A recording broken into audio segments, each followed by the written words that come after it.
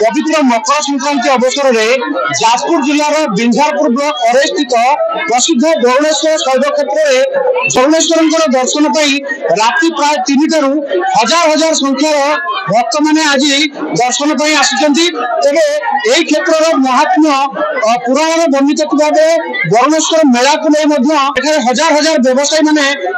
व्यवसाय करने एक किंवदंतीपूर्ण मेला होती प्रति वर्ष मकर संक्रांति दीर्घ 9 दिन धरी एठारे बड़ मेलार आयोजन होता है और बाबा वरुणेश्वर जी सर्वदा जलमग्न अवस्था था आज गोटे दिन से जल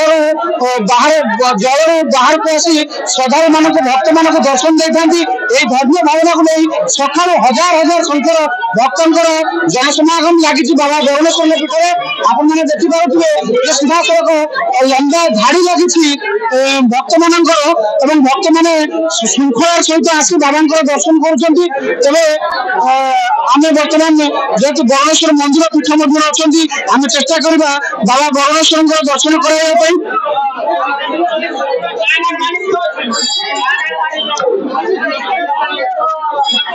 बर्तमान देखिपारे ये होती बाबा वरुणेश्वर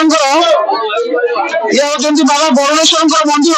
जे वर्ष तमाम जलमग्न अवस्था रहती वर्ष तमाम जलमग्न अवस्था रही केवल आज गोटे दिन भक्त मान से दर्शन दे था बहु महिमा रही तेणुक आज सका सका बहुत श्रद्धा दर्शन लगे आम सहित अच्छा जन वरिष्ठ पूजक अच्छा वरुणेश्वर मंदिर आम जानवा चाहिए वरुणेश्वर महादेव को महिमा कौन रही वरुणेश्वर होचनी आवाहन काल ब्रह्मा स्थापित लिंग जो वरुणेश्वर बेलेश्वर खिलापेश्वर ये 3 कोण भूमि मध्य माँ विरजा मध्य अच्छी ये 3 कोण भूमि परस्पर को बात होती पांचकोश लेखाए तेणुक वरुणेश्वर होती पूर्व भागर शिव आठी कुशभद्रा कूल प्रभुंर क्षेत्र मकर संक्रांति महोत्सव प्रत्येक वर्ष जनवरी मास 14 तारीख पालन प्रथम प्रभुंर मंगल आरती आदि कार्यक्रम होती सूर्य पूजा रुद्राभिषेक होमादि यज्ञ समिति नैवेद्य पर बड़ भोग तापर भक्त मान दर्शन स्वरूप चलती बहुत भक्त मान विश्वास अच्छे वरुणेश्वर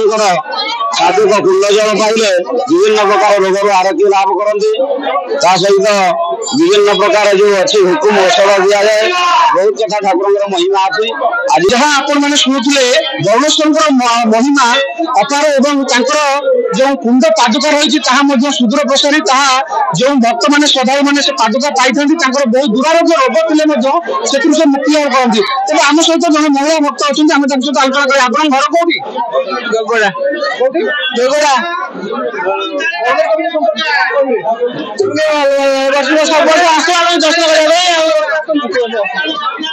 आपण मैंने देखिपे जो मैंने जातीय सेवा योजनार छात्र छात्री मैंने अच्छा वरुणेश्वर पीठ बाबा सेवा कार्य लगी आम सहित अच्छा अध्यापक डॉक्टर दीपक जेना आम सहित आलोचना करवा सर आप छात्र छात्री मैंने बाबा वरुणेश्वर सेवा लगी आज बहुत जनगहली जनगहली के पुलिस प्रशासन भी अच्छी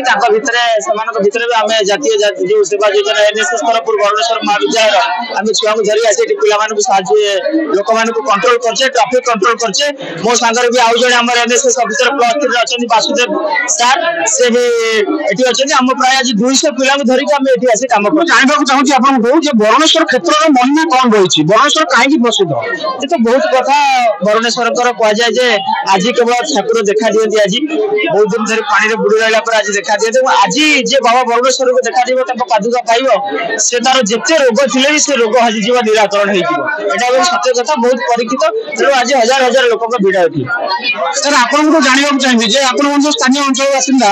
जे वरुणेश्वर प्रकृत जो महिमा रही सहित आपन व्यक्तिगत भाव में वरुणेश्वर को लेकर आपन कौन रही अनुभूति कौन रही आम वरुणेश्वर महाविद्यालय तरफ जातीय सेवा योजना तरफ जो कम कर बाबा दर्शन मकर संक्रांति मिले लक्षाधिक लोक ये रुंद होती जे कि पौराणिक तार कहानी अच्छी बाबा दर्शन कले सब रोग ଦାରିଦ୍ର୍ୟ ଏବଂ ନିଃସନ୍ତାନ ମଧ୍ୟ ପୁତ୍ର ଲାଭ କରିବ ଏବଂ ପ୍ରଭୁଙ୍କର ଏହି ମକର ସଂକ୍ରାନ୍ତିରେ ତାଙ୍କର ଆଶୀର୍ବାଦ ଗ୍ରହଣ କଲେ ସାରା ଜୀବନ ସୁଖ ରହିବ ଏବଂ ଲକ୍ଷାଧିକ ଲୋକ ଏଠିକି ଆସନ୍ତି ଆଜି ଦର୍ଶନ କରନ୍ତି। ଆମେ ମଧ୍ୟ ଆମ ସାଙ୍ଗରେ ଭାଇ ଅଛନ୍ତି ଦୀପକ ସାର୍ ଏବଂ ଆମର +2 +3 ବରୁଣେଶ୍ୱର ମହାବିଦ୍ୟାଳୟ ତରଫରୁ ଜାତୀୟ ସେବା ଯୋଜନା କାମ କରୁଛି। ଆମ ପ୍ରିନ୍ସିପାଲଙ୍କର ନିର୍ଦ୍ଦେଶ କ୍ରମେ ଏବଂ 7 ଦିନ ଏହି କାର୍ଯ୍ୟକ୍ରମ ଜାରି ରଖିବୁ। ନିଶ୍ଚିତ ଆମେ ବାବାଙ୍କର ସେବା କରିବୁ ଏବଂ ନିଜକୁ ଧନ୍ୟ ମନେ କରିବୁ। ଧନ୍ୟବାଦ। କିମ୍ବଦନ୍ତୀ ଅଛି କୁଶଭଦ୍ରା ନଦୀ ତଟରେ ବାବା ବରୁଣେଶ୍ୱରଙ୍କ ମନ୍ଦିର ଅବସ୍ଥିତ। ବାବା ବରୁଣେଶ୍ୱର ସଦାସର୍ବଦା ଜଳମଗ୍ନ ଅବସ୍ଥାରେ ଥାନ୍ତି। ତେବେ କିମ୍ବଦନ୍ତୀ ଅନୁଯାୟୀ ଯେତେବେଳେ କୁଶଭଦ୍ରା ନଦୀ ତଟରେ ଜଣେ ବୋଇତରେ ଜଣେ ସାଧବ ସାଧବାଣୀ ଯାଉଥିଲେ ସେ ସମୟରେ ବୋଇତଟି ଅଚାନକ ଗୋଟେ ଝଡ଼ର ସାମ୍ନା ନ କରିପାରି ବୋଇତଟି ବୁଡି ଯାଇଥିଲା। ଏହି ସମୟରେ ସାଧବ ସାଧବାଣୀଙ୍କର ଯେଉଁ ବିକଳ ଚିତ୍କାର ଥିଲା ଏବଂ ଯେଉଁ ଭଗବାନଙ୍କ ପ୍ରତି ଯେଉଁ ସମର୍ପଣ ଭାବ ଥିଲା ସେତେବେଳେ ବାବା ବରୁଣେଶ୍ୱର ତାଙ୍କୁ ଉଦ୍ଧାର କରିଥିଲେ ଏବଂ ସେବେଠାରୁ ସେ ସାଧବ ସାଧବାଣୀଙ୍କର